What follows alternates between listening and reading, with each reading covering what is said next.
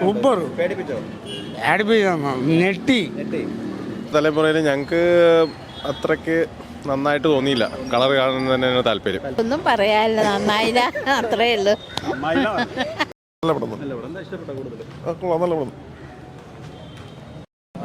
എന്താ പറയാ അതിനെ കുറിച്ച്? മമ്മൂട്ടി ഞെട്ടിച്ച് കളഞ്ഞ. അർജുൻ അശോകനെ അതുപോലെ തന്നെ അടിപൊളിയായിട്ട് അഭിനയിച്ചിട്ടുണ്ട്. മമ്മൂട്ടി തന്നെ എടുത്ത് പറയേണ്ടത്, ആരെ കുറിച്ചും പറയാനില്ല. മമ്മൂട്ടി അടിപൊളിയാക്കിയിട്ടുണ്ട്. എന്താ പെർഫോമൻസ്, എന്തെല്ലാം റോളുകളാ ചെയ്യുന്നത്. സമ്മതിച്ചേ പറ്റുള്ളൂ. 70-71 വയസ്സായ ഒരു മനുഷ്യൻ, കാതലൻ, ഇത് അതുപോലെ കണ്ണൂർ സ്കോഡ്, ഓരോന്നിനും ഓരോ ടെക്നിക്ക്. സമ്മതിച്ചേ പറ്റൂ. നല്ല പടമായിരുന്നു. മമ്മൂട്ടിയുടെ പെർഫോമൻസ്, അർജുൻ നന്നായിരുന്നു, കൊള്ളാം. ഉറങ്ങിപ്പോയി, ഇന്നലെ ഉറങ്ങിയില്ല, അതുകൊണ്ട് ഇന്ന് സിനിമ കാണാൻ പറ്റിയില്ല. ഉറങ്ങിപ്പോയി, എന്ത് ചെയ്യാൻ പറ്റും. എന്റെ കൂട്ടുകാരെ ഇവിടെ ഉണ്ട്. അയ്യോ എടാ, റിവ്യൂ പറയാടാ. ഞാൻ കണ്ടില്ല, കണ്ടാലേ പറയാൻ പറ്റൂ. ഇല്ല, ഞാൻ പോയോടെ ഉറങ്ങിപ്പോയി. അവന്റെ പറയാം, അവനെ ഞാൻ വിളിച്ചിട്ട് വരാമേ. നല്ല പടം. ബ്ലാക്ക് ആൻഡ് വൈറ്റ് എക്സ്പീരിയൻസ് എങ്ങനെ ഉണ്ടായിരുന്നു? നമ്മൾ കുറേ വർഷം മുന്നേ കണ്ടല്ലേ, അപ്പം വീണ്ടും 2024 വന്നപ്പോൾ എങ്ങനെ ഉണ്ടായിരുന്നു? സൂപ്പറായിട്ടുണ്ട്. മമ്മൂക്കയുടെ എങ്ങനെയുണ്ട്? ബാക്കിയുള്ളവരുടെ എല്ലാവരും പെർഫോമൻസും കൊള്ളാം. സൂപ്പർ. എങ്ങനെയുണ്ടായിരുന്നു ബ്ലാക്ക് ആൻഡ് വൈറ്റ് എക്സ്പീരിയൻസ്? എങ്ങനെയുണ്ടായിരുന്നു? അടിപൊളിയായിരുന്നു. അടിപൊളി. ഒരു കാണാത്ത രീതിയായിരുന്നു. അതെ അതെ എക്സ്പീരിയൻസ്. അതെ. എങ്ങനെയുണ്ട്? വർക്കൗട്ട് ആയിരുന്നു അതോ? അതെ അതെ, എനിക്ക് ഇഷ്ടപ്പെട്ടു, നല്ല ഇഷ്ടപ്പെട്ടു. വേറെന്താ ടെക്നിക്കൽ സൈഡൊക്കെ എങ്ങനെയുണ്ട്? അതിനെക്കുറിച്ച് പറയാറില്ല, എങ്കിലും എനിക്ക് ഇഷ്ടപ്പെട്ടു. സൗണ്ടും എല്ലാം അടിപൊളിയായിരുന്നു. പെർഫോമൻസ് ആരാ മികച്ചത്? അർജുന അശോകൻ അടിപൊളിയായിരുന്നു.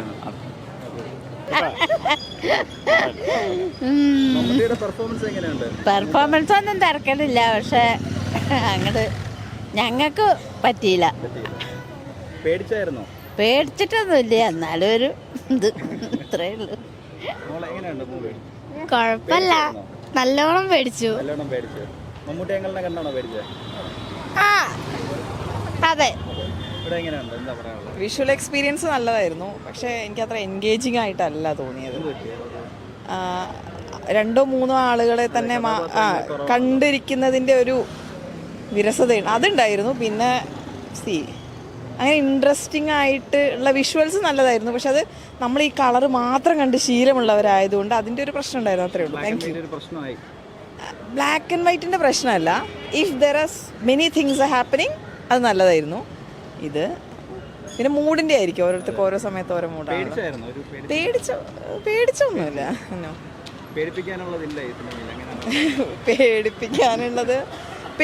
പേടി നമ്മൾ അങ്ങനെയാണ് വിചാരിക്കുന്നെങ്കിൽ ചിലപ്പോൾ പേടിയാവുമായിരിക്കും. എനിക്ക് അങ്ങനെ പേടിയായിട്ട് തോന്നിയില്ല. ഓക്കെ. എനിക്കിഷ്ടപ്പെട്ടു, നല്ല മൂവിയായിരുന്നു. ഞാനൊരു ബ്ലാക്ക് ആൻഡ് വൈറ്റ് തന്നെയാണ് പ്രിഫർ ചെയ്യുന്നത്. ഞാൻ ഫുള്ളി എൻഗേജ്ഡ് ആയിരുന്നു. ഞാൻ ഇങ്ങനത്തെ ഒരു ജോണർ ഇഷ്ടപ്പെടുന്നായിരുന്നു. പിന്നെ ഒരു 3-4 കഥാപാത്രങ്ങളെ വെച്ച് നമ്മൾ എത്ര 3 മണിക്കൂർ എൻഗേജ് ചെയ്യാന്നുള്ളത് വലിയ കാര്യമാണ്. എനിക്ക് എല്ലാവരും ലെവൽ നാച്ചുറൽ ആക്ടിങ്, എനിക്കിത് പറഞ്ഞറിയിക്കാൻ പറ്റില്ല, എല്ലാവരും ഇഷ്ടപ്പെട്ടു. ബ്ലാക്ക് ആൻഡ് വൈറ്റ് എക്സ്പീരിയൻസ് ഇപ്പോൾ തേണ്ട കാലത്ത് കണ്ട് കാണുമായിരിക്കും. വീണ്ടും ഈ 2024 അത് സ്ക്രീനിൽ തിയേറ്ററിൽ കാണാൻ പറ്റുമെന്ന് വിചാരിച്ചിരുന്നു? ഇല്ല അതില്ല. ഇപ്പോൾ പുതിയ ന്യൂ ജനറേഷൻ്റെ അതെങ്ങനെ ഉണ്ടായിരുന്നു ആ ഒരു എക്സ്പീരിയൻസ്? പിള്ളേർക്ക് പറ്റൂടോ, നമുക്ക് അറിയില്ല. കുഴപ്പമില്ല, നല്ല. എങ്ങനെ ഉണ്ടായിരുന്നു ബാക്കിയൊക്കെ? മമ്മൂക്കിയുടെ പെർഫോമൻസ് ആയാലും ബാക്കി കൂടെ ഉള്ളവരുടെയൊക്കെ കുഴപ്പമില്ല. എങ്ങനെ പേടിച്ചു പോയി ഭയങ്കരമായിട്ട് തിയേറ്ററിൽ? ഇല്ല, ഇങ്ങനെയൊന്നും ഒരാൾ പറയാൻ പറ്റില്ല. ചിലപ്പോൾ നമ്മൾ ഒരുപാട് ഫിലിം കണ്ടിട്ടുള്ള അത് വെച്ച് നോക്കുകയാണെങ്കിൽ വലിയ കുഴപ്പമൊന്നുമില്ല. ചെറിയൊരു ഭയം ചിലപ്പോൾ ചില സമയം ഉണ്ടാവാറുണ്ട്. സൗണ്ട് പഴയ കാലത്തുള്ള രീതിക്കല്ലേ, ആയിരിക്കുള്ള എനിക്ക് അറേഞ്ച് കൊണ്ട് വന്നിട്ട് പുതിയ യുഗത്തിലേക്ക് കൊണ്ടുവരുന്നത്, അത്രയല്ല. ഓക്കെ.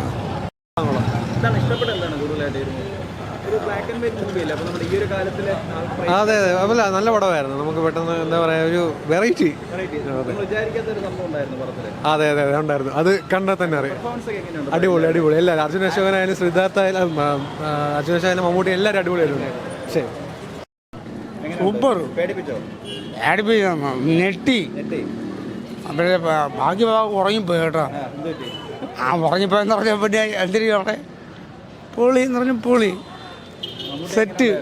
മമ്മൂട്ടിയാണ് സീന്, സൂപ്പറാണ്. നന്നായിട്ടുണ്ട്. കാരണം ഞാൻ ഒരുപാട് വർഷങ്ങൾക്ക് ശേഷം ഒരു സിനിമ കണ്ടത്. ബ്ലാക്ക് ആൻഡ് വൈറ്റിൻ്റെ ഭയങ്കര, അത് ബ്ലാക്ക് ആൻഡ് വൈറ്റ് അല്ല, കളർ തന്നെയാണ്. നമ്മുടെ മനസ്സിലുള്ള ബ്ലാക്ക് ആൻഡ് വൈറ്റ് ഒക്കെ എന്നേ മറന്നു പോയിട്ടുണ്ട്, പക്ഷേ അത് കളർ തന്നെയാണ്. ഞാനൊരു സിനിമാ പ്രവർത്തനം കൂടിയായിരുന്നു. നന്നായിട്ടുണ്ട്. കാത്ത് ഞങ്ങളുടെ ഒരു ടെക്നിക്കൽ സൈഡൊക്കെ എങ്ങനെയുണ്ട് ഈ ഒരു സിനിമ? ഭയങ്കര ഇതായിട്ട് സൗണ്ട് നല്ല ക്വാളിറ്റി ഉണ്ടായിരുന്നു.